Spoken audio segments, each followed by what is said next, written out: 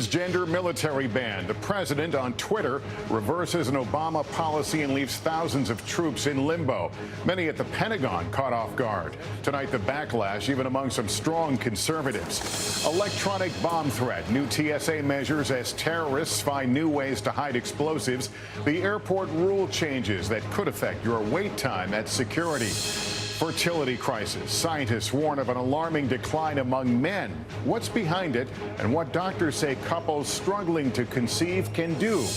A brazen escape caught on camera. A prison break filmed by the inmates themselves. How they made a daring video and how they got out. And baby cubs. A delivery boom in Chicago 9 months after a win for the ages. Nightly News begins right now.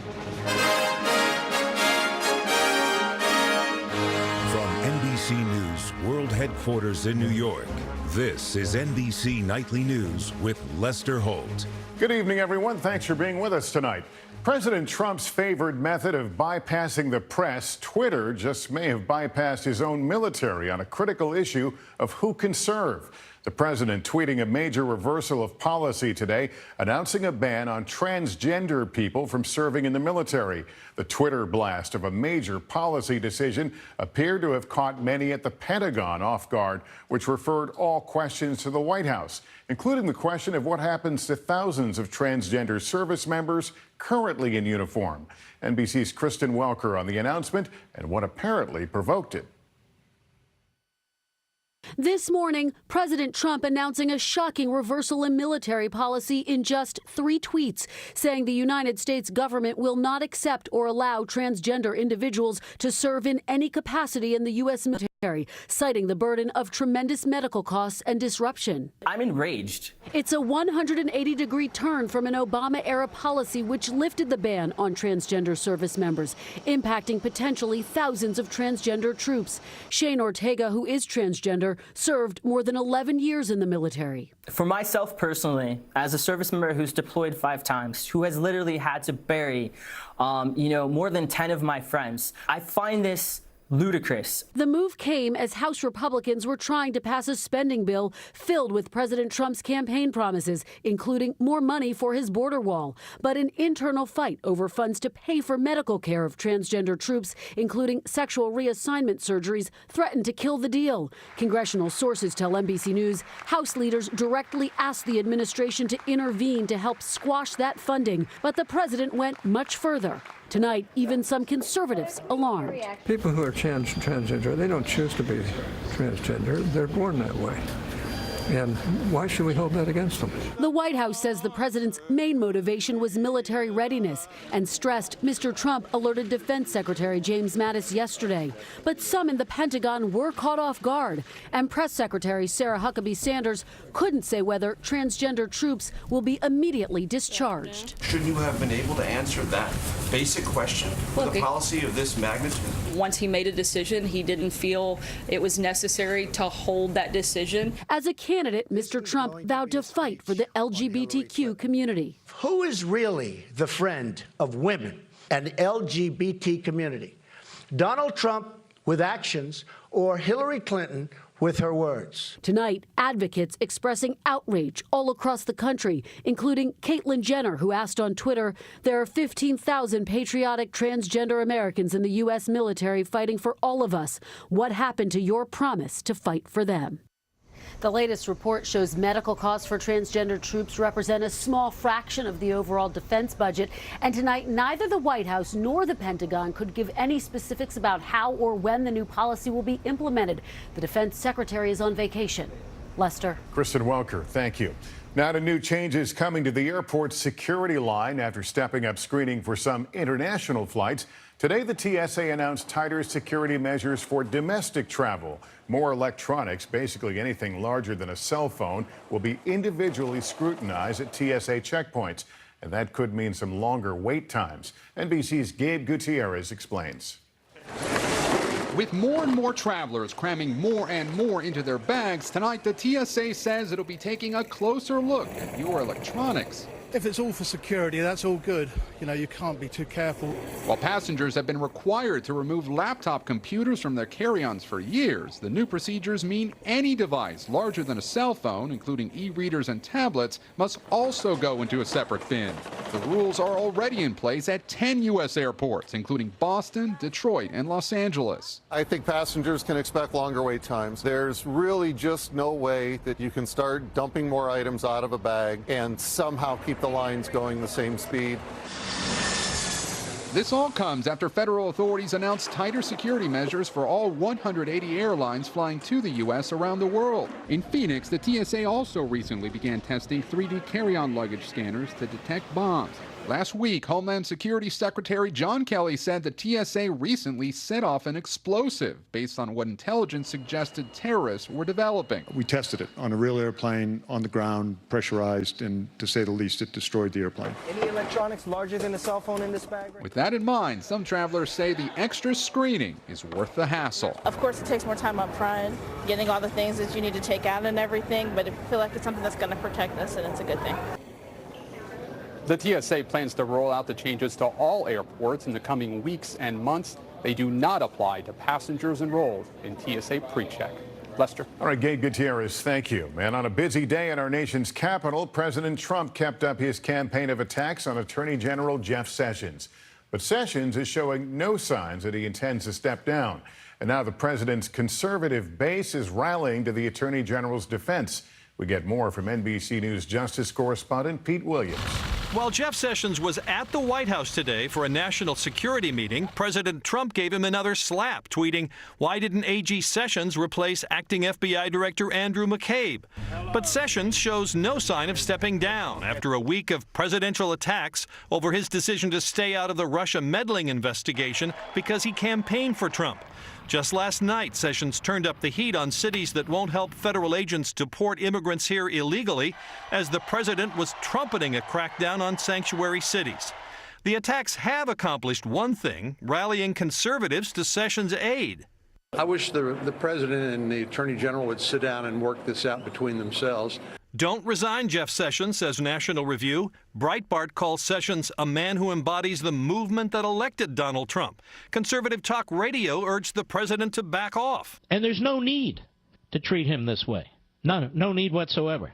I think the Attorney General has had more expressions of support for him in the last 24 to 48 hours than he did almost throughout his confirmation process. Sessions has been a loyal soldier, praising his boss in every public appearance. The Trump agenda is to improve the lives of the American people. White House aides know he's not resigning, told directly by the Attorney General's chief of staff. Today, the president's spokeswoman was sounding like he might be allowed to stay. You can be disappointed in someone but still want them to continue to do their job. Those close to him say the Attorney General hopes to ride out the storm, and they say he'll soon be announcing action on another Trump priority, cracking down on leaks of classified intelligence. Lester? Pete Williams at the Justice Department. Thank you. Turning to the drama in the Senate, where Republicans are under the gun to pass a bill to do away with Obamacare. Already 2 plans have gone down in defeat since debate opened yesterday, but the GOP is set to try again with a so-called skinny repeal. NBC News Capitol Hill correspondent Casey Hunt explains what it all would mean. Senate Republicans today scrambling to keep their Obamacare repeal effort alive, under pressure from the White House to pass something they can call a win. I hope so. I mean, I'm not giving up. We'll keep working through the process. The plan to repeal Obamacare without replacing it going down this afternoon on the Senate floor. Mr. Portman, no. And last night, 9 Republicans helped sink the massive repeal and replace plan they've been negotiating for weeks. This certainly won't be easy. Hardly anything in this process has been. The president this morning attacking a senator in his own party, tweeting, "Senator Lisa Murkowski of the great state of Alaska really let the Republicans and our country down yesterday. Too bad." I am in a position where I'm not looking to a re-election until 2022. It's a long time away. With both repeal and replace and repeal only out, now it's on to the skinny repeal, a set of smaller changes, including eliminating the individual and employer mandates to have insurance and repealing a tax on medical devices. But it's not clear that can pass. Everybody needs to saddle up and put it all on the table and say, this is my position. We'll either pass it or we won't. Watching anxiously, Americans like Stephen Chasson. The medical bills after he had a stroke totaled $75,000. I was just in disbelief. I mean, it's such an absurd amount of money for me to fathom, you know, having to finance. He relies on Medicaid and is still 7 years of promise to get this done. It all comes down to what happens tomorrow. Republicans are furiously negotiating behind the scenes, and Democrats are dragging their heels in protest, planning hundreds of symbolic amendments. Lester. All right, Casey Hunt at the Capitol tonight. Thanks. Tonight, 6 weeks since he was critically wounded by a gunman on a baseball field in Virginia, House Majority Whip Steve Scalise is out of the hospital after several surgeries and time spent in and out of intensive care. Doctors say Scalise has recovered to the point that he'll now transition to inpatient rehabilitation. Now to rising tensions between the U.S. and North Korea, and also between the White House and the State Department. Amid concerns that Kim Jong-un's regime could launch another missile test as soon as this week and even develop a nuclear-capable missile by next year, Secretary of State Rex Tillerson, who's had tough words for Kim Jong-un, is firing back at rumors that he might be on his way out amid friction with the president. Our chief foreign affairs correspondent, Andrea Mitchell, has that story. Tonight, an alarming new intelligence assessment on North Korea, warning the regime could have a nuclear weapon capable of hitting the U.S. mainland as early as next year, 2 years sooner than previously thought. After North Korea's successful long-range missile test just weeks ago shocked U.S. intelligence officials, the assessment now concluding Kim Jong-un is making rapid progress. If they are quickening that pace, we are reaching that closing window of opportunity to try to prevent their capability to threaten the United States directly. In Alaska, the U.S. is testing missile defenses, while Hawaii plans for nuclear drills. What's unimaginable to me is allowing a capability that will allow a nuclear weapon to land in Denver, Colorado. My job will be to develop military options to make sure that doesn't happen. Meantime, harsh words from North Korea saying it will launch a, quote, powerful nuclear hammer at the heart of the U.S. if the U.S. attempts to remove Kim Jong-un as supreme leader, after threats from CIA Director Mike Pompeo to do exactly that. The administration trying to deal with these tensions as the White House and Secretary of State remain at odds over several key policies. Today, Rex Tillerson commenting on speculation he may get fed up and quit. I'm not going anywhere. How long will you stay for? As long as the president lets me. But tensions continue as a buttoned-down former oil executive tries to adjust to the world of Trump. Andrea Mitchell, NBC News, Washington. I want to turn now to what doctors are calling a major public health crisis, a sharp decline in fertility among men. And with no signs that the problem is improving, experts warn it could become a much larger problem for all of us. NBC's Kristen Dahlgren explains. The study found men are significantly less fertile than just 40 years ago. I think this is a wake-up call. Researchers analyzed 185 previous studies involving almost 43,000 men. From 1973 to 2011, both sperm concentration and overall sperm count declined more than 50% in men from North America, Europe, Australia, and New Zealand. It can't be genetic. It's much too fast for genetic changes. And so it's got to be environmental. Dwindling sperm counts have been linked to exposure to some chemicals in things like plastics and nicotine, especially in the womb. Doctors say a mother who smokes while pregnant does greater damage to her son's future sperm count than if the son smokes himself as an adult. I do believe this study is showing us a real trend that may very well be the term we use is the canary in the coal mine. Recent studies show reduced sperm count related to increased heart disease, prostate cancer, and early death. And if something in the environment is disrupting hormones, it's not just men who have to worry. It's not something that is limited only to the man who has an interest in building a family. It can be telling us something about all of our health. Doctors say don't worry about things like cell phone use or tight underwear. Focus on the basics, a healthy diet, exercise, and getting a good night's sleep. Small changes that could have a big impact on your reproductive health and maybe more. Kristen Dahlgren, NBC News, New York. We've got a lot more to tell you tonight, including the story of the daring jailbreak recorded by the inmates themselves, the shocking new video showing exactly how they pulled it off. Also, a new warning if you're planning a trip south of the border, where you may want to skip on the cocktails on your big getaway. With my moderate to severe Crohn's disease, I kept looking for ways to manage my symptoms. I thought I was doing okay. Then it hit me. Managing was all I was doing. When I told my doctor, I learned Humira is for people who still have symptoms of moderate to severe Crohn's disease, even after trying other medications. In clinical studies, the majority of people on Humira saw significant symptom relief, and many achieved remission. Humira can lower your ability to fight infections, including tuberculosis. Serious, sometimes fatal infections and cancers, including lymphoma, have liver and nervous system problems, serious allergic reactions, and new or worsening heart failure. Before treatment, get tested for TB. Tell your doctor if you've been to areas where certain fungal infections are common, and if you've had TB, hepatitis B, are prone to infections, or have flu-like symptoms or sores. Don't start Humira if you have an infection. Just managing your symptoms? Ask your gastroenterologist about Humira. With Humira, remission is possible. Think your heartburn pill works fast? Take the Zantac It Challenge. Zantac works in as little as 30 minutes. Nexium can take 24 hours. When heartburn strikes, take Zantac for faster relief than Nexium or your money back. Take the Zantac It Challenge.